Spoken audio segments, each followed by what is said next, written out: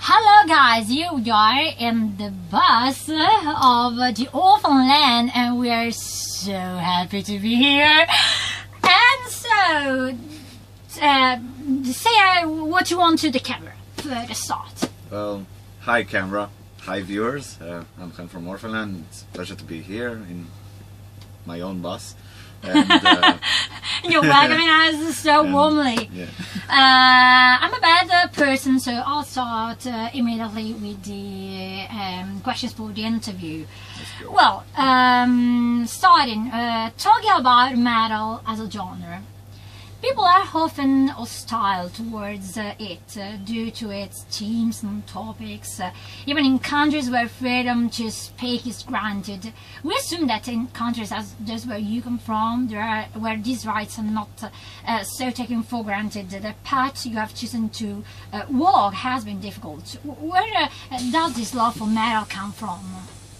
Well, there's a thing I can't really explain in words. It's something I learned as a guitar player, at least, Okay.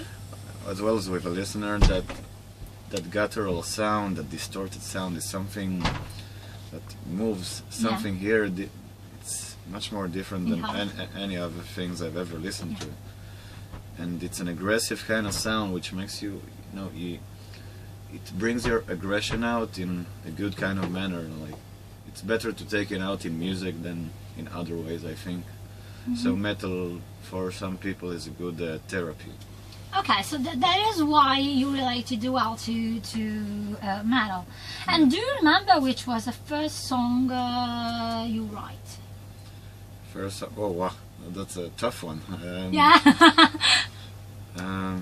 Yeah, the first, I never really wrote any metal songs at first. I was still a fan of Green Day, so I wrote like punk rock songs at the beginning and like Some years ago, rock kind of actually. stuff, yeah.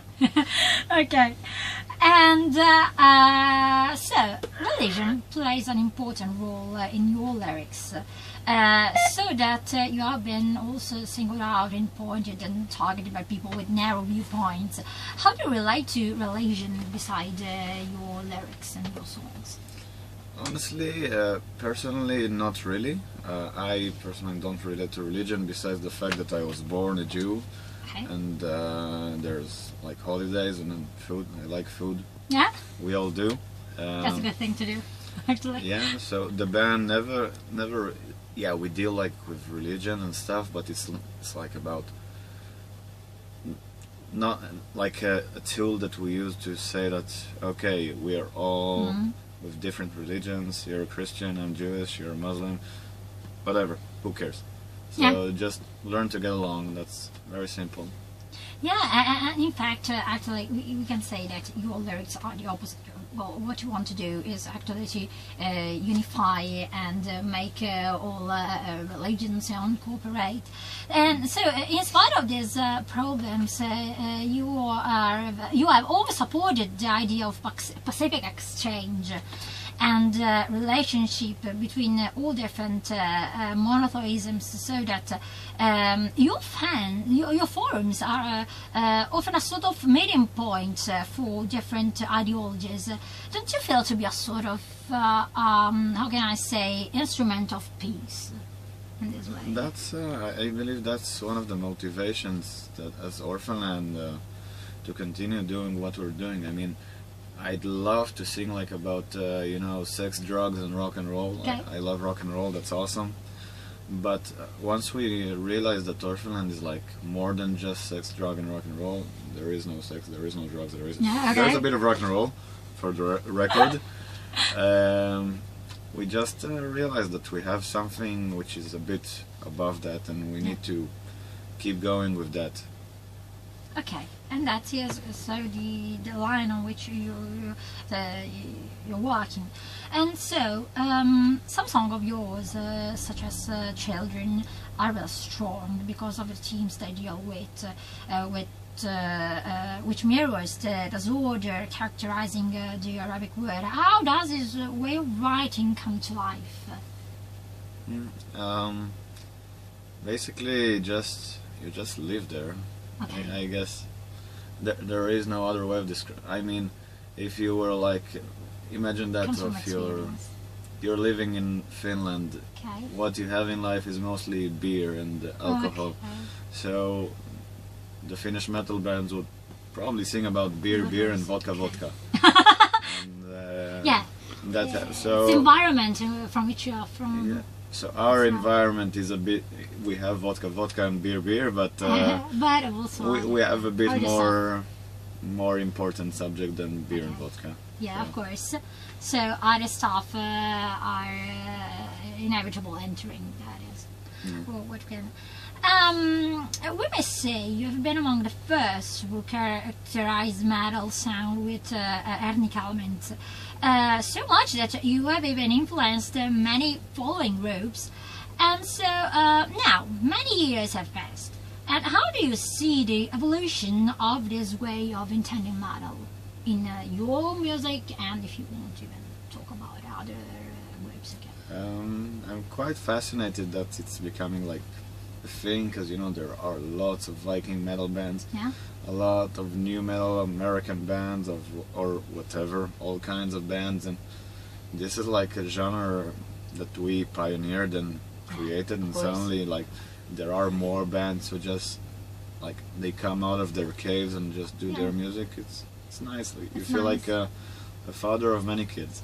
So you love Yeah. that this background of the ethnic has come out and many people are following your steps. Yeah, you feel like a proud father. That's a Yeah. good thing to say, yeah.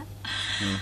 And so, more than 2 decades have passed from the day of your birth as a group. And how do you think you'll go on now? And in regard of your origin, how do you interpret your actual position and perspective? Well, I pretty much believe that Orphaned is like on a really fine line at the moment. Like we're pretty much growing more than ever. So I think we're doing something right at this moment. Who knows what the future might hold? You know, we're getting older. I got my first white hair, Oh my god! Yeah. especially for you guys. Well, you don't have to say these things. Yeah. So Don't think about them. yeah, the future is uncertain, and I believe Okay. there are good things ahead if we keep in the same mindset. Okay. And so, Only One is your last album, followed in 2015 by an EP. Can we wait for anything in the future new that you would like to? Very near. First, this vinyl over there that you Okay. just had, which is like, it's not Well, Orphaned, but it's a side project that we did. It's nice. It's a rock opera that we wrote with another band, friends of ours. You have to buy it, you know. And you must. So that we are Creole. And how do you describe the experience of Knahan? I hope I pronounce Knan. Yeah. Okay, thank you so much. My pronunciation is terrible. No worries. Can you tell us something? Would you like to tell us? About Knan. Yeah. Well, I hate it. That was, I want to. it I was, love it. It was the first of its kind for me, because it's an album that kind of, it was not a planned album. Like, it's a side project. It's not Orphaned, but it's like we just came in the studio and wrote stuff, like random stuff, and it just worked. And Okay. usually with the new Orphaned album, we write it already for a year, something like that, and we really pick out things, and we want to go 100% ready for the studio. So this is a spontaneous album. Okay. Was it stimulating to do? Yeah, quite interesting. It's like you don't really know what's gonna happen, so every day was Okay. kind of new. Well, that's good. That's good. A day, think so. a new day, a new song. So that was like that. Oh, that's good. And so this goes for the end. Last question: who had you often land in the everyday life? Sorry, it's come again. Who had you often land in the everyday life? Well, simple people. We do laundry. We have jobs. Okay. Some of us know how to cook a bit better. And You're not yeah. a great cook. I have to be good. I try. Okay. I try to be good. What can you cook well? Pastas and pizzas mostly. Oh, I like that answer. Yeah, that's for the Italian fans. Yeah, I love that. We love that. Yeah, I'm just know a few things, but in general, all of us, we're normal people. Normal people. You can meet us, approach us anywhere. We're not rock stars yet. Okay, so, well, thank you so much. Your answers were really good to hear. I loved them, actually. Thank you And very so, last greeting to the cameras, and thank you so much for having me here, for having answered my questions. Pleasure. And bye bye. Thank you so much to Bye bye. all of Arrivederci. you.